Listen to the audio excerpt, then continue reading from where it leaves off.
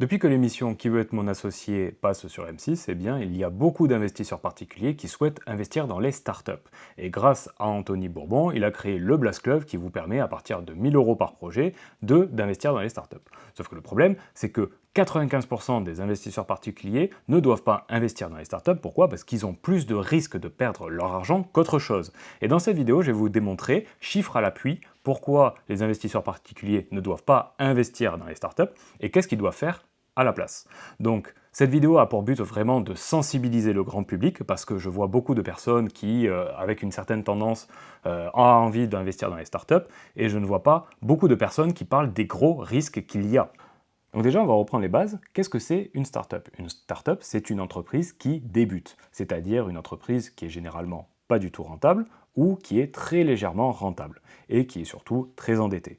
Et donc, pourquoi les investisseurs souhaitent investir dans les startups? Parce qu'elles ont une probabilité de faire fructifier leur argent plus rapidement, c'est-à-dire qu'elle va grossir de façon beaucoup plus rapide qu'une entreprise qui est déjà bien établie. Et pourquoi c'est dangereux? Parce que puisque c'est une petite entreprise, eh bien, ils ont beaucoup plus de chances de perdre leur argent. Donc c'est aussi le risque. Vous pouvez gagner beaucoup, mais aussi vous pouvez perdre la totalité. Et il faut savoir que sur 100 startups, d'après les études, eh bien, 90% des startups font faillite avant 10 ans, et que seulement, donc la réciproque, 10% des startups survivent après 10 ans. Donc là, vous pouvez me dire que c'est généralement parce que c'est des fondateurs qui sont nouveaux, qu'ils n'ont pas assez d'expérience, qu'ils n'ont pas assez de compétences, etc. Eh bien, pas du tout. Voici Marc Simoncini, donc c'est aussi un juré de Qui veut être mon associé, qui a fait faillite avec sa nouvelle entreprise qui est Angel récemment, et pourtant c'est quelqu'un qui est un des meilleurs entrepreneurs de France, qui a énormément construit de boîtes avant, et pourtant avec sa dernière, eh bien il a fait faillite. Donc ça veut dire quoi? Ça veut dire que même si vous êtes un excellent entrepreneur, vous pouvez faire faillite. Et quand on regarde les 10% des startups qui survivent après 10 ans, eh bien 9% des startups ont un multiple en général de x1 à x5, donc vous multipliez votre mise par x1 ou x5, et seulement dans 1% des cas, eh bien la startup a un multiple de plus de x100, on va dire x100, x1000, x10 000, c'est tout à fait possible. Si vous aviez investi par exemple dans Facebook en 2003, eh bien aujourd'hui vous auriez fait x 10 000, x 100 000, voilà. C'est ça aussi la beauté des startups, quand ça réussit. Et donc ces chiffres, je ne les sors pas de mon chapeau, eh bien je les sors de Startup Genome Research qui a démontré que 90% des startups échouent complètement et que seulement 1,5% des startups réussissent une sortie de plus de 50 millions de dollars ou plus. Donc à partir de là, nous sommes dans ce cas où la personne a réussi à faire un x50, x100, x200, c'est tout à fait possible. Mais pourquoi les investisseurs professionnels, pourquoi ils souhaitent investir dans les startups s'ils savent que dans 90% des cas, eh bien, la startup risque de faire faillite? Eh bien, leur stratégie, c'est d'investir, de diversifier énormément et d'investir dans des milliers et des milliers de sociétés. Donc je peux prendre l'exemple de Kima Venture, le fonds de Xavier Niel, qui investit dans des milliers de sociétés et qui sait par avance que 90% de ces entreprises vont faire faillite, mais que le fait d'investir dans les 10% restants et surtout dans les 1,5% restants va réussir à lui couvrir toutes ses pertes et à lui faire gagner de l'argent. Et il faut savoir que l'AMF a fait une étude récemment sur ces fonds-là pour savoir combien de rendement ils ont réussi à avoir. Eh bien, le rendement moyen de cette étude a été de moins 13,8% à 24,1% par an en moyenne. Donc autant vous dire qu'on n'est pas sur des fois 1000, fois 10 000, non, c'est tout à fait raisonnable. Et donc voici la preuve de cette étude. En fonction du fonds de la catégorie juridique, donc c'est en fonction de sur quelle entreprise le fonds peut investir, eh bien voici les rendements moyens, ça va être entre moins 1% par an et plus de 10,6%. Donc autant vous dire que ce n'est pas quelque chose qui fait rêver quand on regarde comme ça. Et le Blast Club, c'est quoi? Le Blast Club, c'est avant tout une société qui est financière et qui permet d'investir dans des startups à partir de 1000 euros. Donc là, on pourrait se dire que d'un point de vue marketing, la promesse est très cool. Mais est-ce que c'est vraiment pertinent pour un investisseur particulier d'investir dans des startups à partir de 1000 euros? Donc ce qui est incohérent avec la vision d'Anthony Bourbon qui est que chaque investisseur particulier devrait investir dans les startups, c'est que quand on regarde les documents juridiques de Blast Club, eh bien c'est marqué noir sur blanc que Blast Club recommande à ses investisseurs qu'il ne faut pas investir plus de 5 à 10% de votre patrimoine hors immobilier dans les startups, sinon c'est quelque chose de très risqué. Et la question que je vous pose, c'est donc à partir de combien un investisseur particulier devrait investir dans le Blast Club? Eh bien, quand on fait cette stratégie de ultra-diversification que font les professionnels pour gagner de l'argent, eh bien, il faudrait que vous ayez plus de 1 million d'euros de patrimoine hors immobilier et que si on prend seulement les 10% qu'ils recommandent, vous devez investir seulement 100 000 euros dans les startups. Donc, grâce au Blast Club, vous allez investir dans au minimum 100 entreprises à hauteur de 1000 euros, eh bien là oui, le Blast Club peut être intéressant pour vous. Sauf que le problème, c'est que je pense que cette situation, c'est 99% des gens ne sont pas dans cette situation et qu'ils sont plutôt dans l'autre situation, qu'ils risquent de perdre leur argent. Pourquoi? Parce qu'ils ne vont pas assez diversifier et donc avoir beaucoup plus de probabilité d'investir dans des entreprises qui vont faire faillite et donc de perdre leur argent.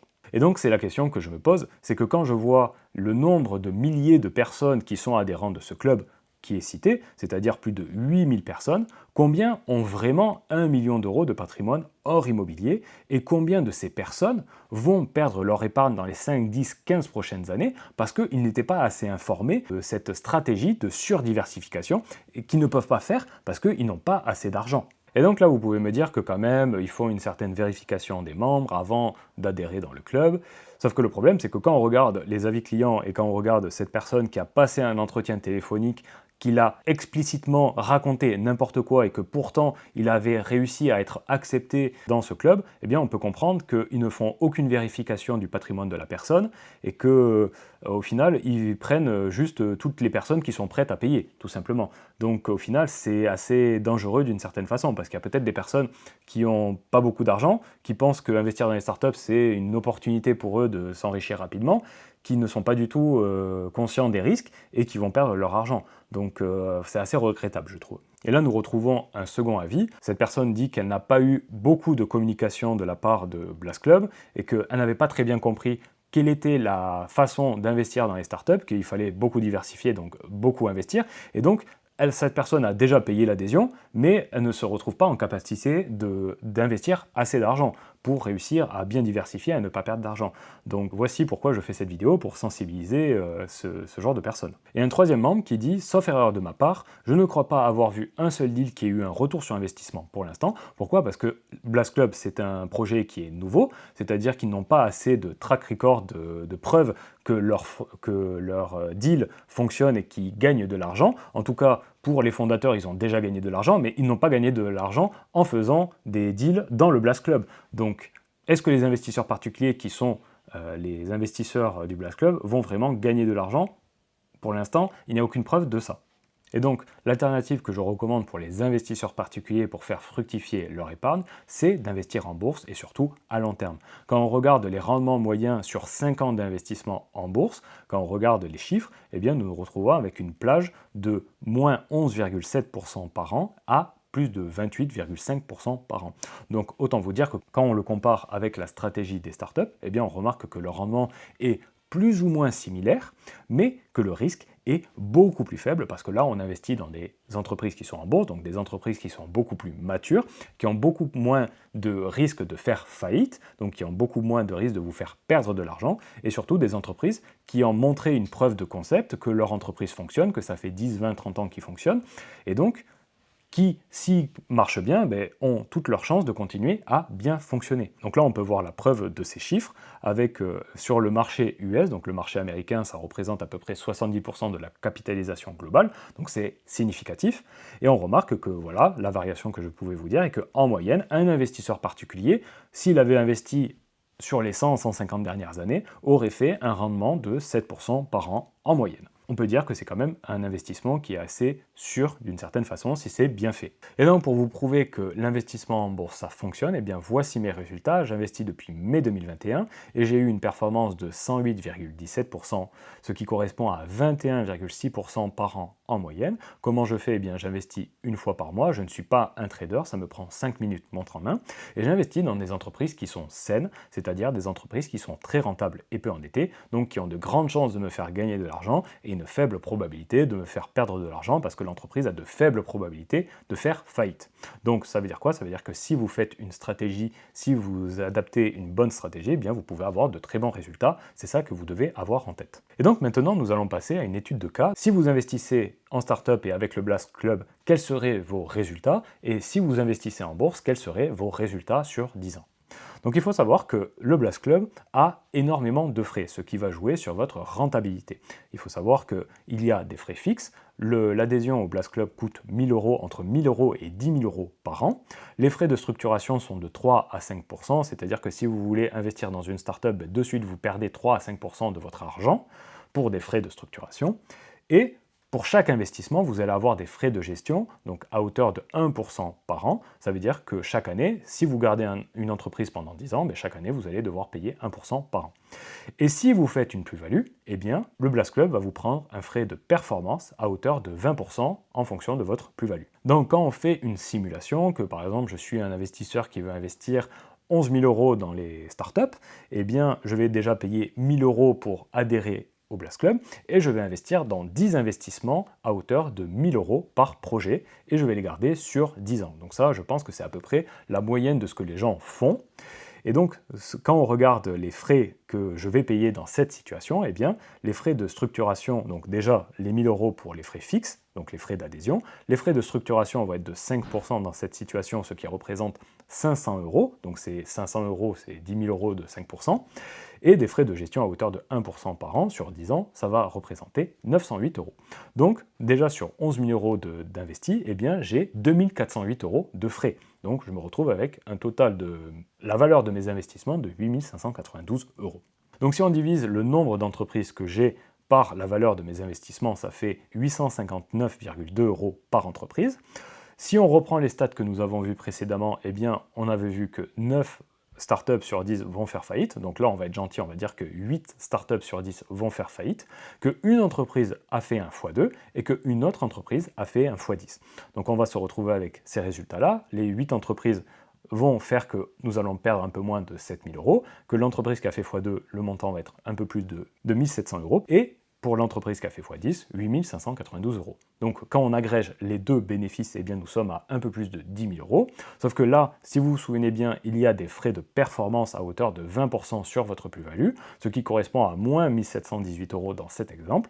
Et donc vous vous retrouvez avec une valeur de vos investissements bruts de 8592 euros. Et je dis bien brut parce que en fonction de la plus-value que vous allez faire, vous allez devoir encore payer 30% sur, si vous êtes résident français, ça s'appelle la flat tax. Donc le montant de votre investissement va être encore plus faible. Et donc quand on fait un point sur les frais du Blast Club, eh bien on se rend compte que vous avez investi 11 000 euros et que vous vous retrouvez avec 8500 euros, donc vous avez perdu de l'argent, mais par contre que le Blast Club, eh bien, que vous gagnez ou que vous perdez de l'argent, ils ont des frais fixes à hauteur de 2400 euros, et si vous gagnez de l'argent, eh bien, ils vous prennent encore des frais, c'est-à-dire 1700 euros. Donc sur un investissement de 11 000 euros, eh bien, le Blast Club gagne sur votre tête 4126 euros en globalité. Et ce qui est assez étonnant dans leur modèle, c'est qu'ils se disent être un modèle basé sur les performances. Nous gagnons seulement si vous faites une plus-value, sauf que la réciproque inverse n'est pas vraie, c'est-à-dire que si vous perdez, eux, ils ne perdent rien. Et pourquoi? Parce que c'est marqué clairement dans leur mention légale que la société Blast n'a aucune participation dans une quelconque offre de financement sur sa plateforme. Et donc ça veut dire quoi? Ça veut dire que si dans 9 cas sur 10, l'entreprise qui vous recommande fait faillite, eh bien eux, ils n'ont pas investi 1 euro, donc vous perdez votre argent, mais eux ne perdent rien, puisqu'ils n'ont pas eu l'occasion d'investir dans cette entreprise. Mais dans 1 cas sur 10, l'entreprise qui va gagner de l'argent, vous avez misé votre argent, vous avez pris un risque, mais Blast n'a pris aucun risque et va prendre 20% sur votre plus-value. Et donc, d'un point de vue alignement des intérêts, je ne trouve pas ça très juste. Pourquoi? Parce que quand on regarde la page d'accueil du Blast, c'est marqué clairement « Investissez aux côtés de Anthony Bourbon », mais la vérité, c'est que Anthony Bourbon n'investit dans aucune des entreprises qu'il propose. Donc au final, je ne trouve pas ça très juste. Voilà. C'est une personne qui va vous dire « Je vous propose des deals, vous investissez, si ça marche, je gagne de l'argent, si ça ne marche pas, tant pis pour vous. » Voilà, ça c'est la réalité du Blast Club. Et donc ce qui est assez fou, c'est que M6, à une heure de grande écoute, fait la promotion de ce projet. Donc on pourrait dire, est-ce qu'il ferait la promotion d'une plateforme de crypto-monnaie pour devenir riche, etc. C'est à peu près la même chose, d'une certaine façon. Est-ce qu'il ferait la promotion autant d'un projet aussi risqué? Et donc, d'une certaine façon, ils vont faire découvrir ce projet à des personnes qui ne sont pas forcément dans la cible, qui ne sont pas forcément avec un patrimoine de plus de 1 million d'euros de hors immobilier, comme on a pu voir. Et donc, ces personnes-là ont de très grandes chances de perdre leur argent. Et donc, d'une certaine façon, la question c'est est-ce que M6 est responsable de la perte d'argent de ces gens? Est-ce que M6 surtout s'en rend compte des dangers, des risques que c'est d'investir dans des startups? C'est ça que je souhaite vous transmettre. Et l'autre alternative que je trouve être beaucoup plus pertinent pour des investisseurs particuliers, c'est de l'investir en bourse et sur ce, sur une longue période, donc au moins 10 ans. Pourquoi? Parce que vous avez sur une longue période beaucoup plus de probabilité d'avoir un résultat positif que sur une courte période. Le courte période, ça s'appelle le trading. Et donc, si on reprend la somme investie qui était de 11 000 euros, dans ce cas-là, vous allez avoir simplement 50 euros de frais de courtage, donc c'est surtout pour passer un ordre et si vous souhaitez changer de devise, ça va être ça les frais. Et si vous le souhaitez de façon optionnelle, pour vous former, vous pouvez vous former avec moi ou avec un autre, mais si c'est avec moi, c'est la méthode ALAR qui commence à partir de 500 euros. Ce n'est pas un abonnement, c'est un frais unique. Et dans la méthode ALAR, vous allez avoir quoi? Vous allez avoir une formation qui va vous expliquer les bases de l'investissement en bourse, mais surtout avoir les résultats de mes analyses financières, donc celles que je fais depuis maintenant 5 ans. Et ça va vous permettre de savoir quelles sont les entreprises qui sont saines et quelles sont les entreprises qui sont malsaines. Et si vous investissez dans des entreprises qui sont saines, si vous diversifiez bien votre portefeuille d'entreprises saines, eh bien vous avez toute votre chance d'avoir de très bonnes performances. Et pour vous donner un exemple de qu'est-ce que c'est pour moi une entreprise saine, eh bien j'ai pris un exemple, c'est Mastercard. Donc on peut voir par exemple mon étude qui reporte de 2014 jusqu'à 2023. Je note les entreprises de 0 à 10 et qu'à partir du moment où l'entreprise a une note de plus de 8,6 sur 10, eh bien pour moi c'est une entreprise saine, c'est-à-dire une entreprise très rentable et peu endettée. Et là on peut voir que Mastercard est une très très bonne entreprise qui dans sa pire année eh bien, était à 9,11, qui est ridicule, ça correspond à peu près à 18 sur 20 on va dire, et quand on regarde sa capitalisation, elle est de 527 milliards de dollars, donc autant vous dire qu'on est à l'opposé de la start-up, on est vraiment sur une entreprise qui est gigantesque, et pourtant on a une marge nette qui est de 41% en moyenne, donc en sachant qu'à partir de 20% c'est déjà extraordinaire, Mastercard est à 41%, et qui a une dette qui est remboursable entre 1 à 2 ans en moyenne. Et ça veut dire quoi? Ça veut dire que c'est une entreprise qui peut facilement rembourser sa dette et donc qui a très peu de probabilité de faire faillite. Et donc, quand on regarde sa performance sur les 10 dernières années, on remarque que Mastercard a réussi à faire une performance de 512%, ce qui représente une performance moyenne annuelle de 20,08% par an. Donc ça veut dire que si vous aviez investi 10 000 euros sur Mastercard il y a 10 ans, vous auriez aujourd'hui un montant actuel de 61 946 euros, soit un multiple de x6. Et donc quand on fait le bilan, si on investit en bourse sur un horizon de 10 ans avec cette somme qui est de 10 450 euros, eh bien si vous faites un rendement de 10% par an, et c'est vraiment un rendement qui, comme on a pu le voir, est à peu près moyen, si vous investissez par exemple sur un ETF SP500, c'est très très facile. Si vous faites ça, eh bien vous diversifiez énormément, vous pouvez avoir 10% par an, c'est tout à fait faisable, et vous allez avoir 27 000 euros à la fin. Si vous avez un peu plus de performance, 15% par an, vous allez avoir 42 000 euros, et si vous avez une performance qui commence à devenir très bonne, donc 20% par an, et bien là, vous allez avoir 64 000 euros à la fin. Et donc là, vous pouvez me dire que avoir plus de 20% par an, c'est quand même quelque chose d'assez exceptionnel. Eh bien, moi, j'arrive à faire plus de 20% par an et je tiens ma stratégie de celle de Warren Buffett qui, depuis 1960, a réussi à avoir une performance de 21,7% par an en moyenne. Et je prends tout simplement sa façon d'investir, je recopie sa stratégie et j'apporte quelques petites modifications, bien sûr. Mais voilà, c'est...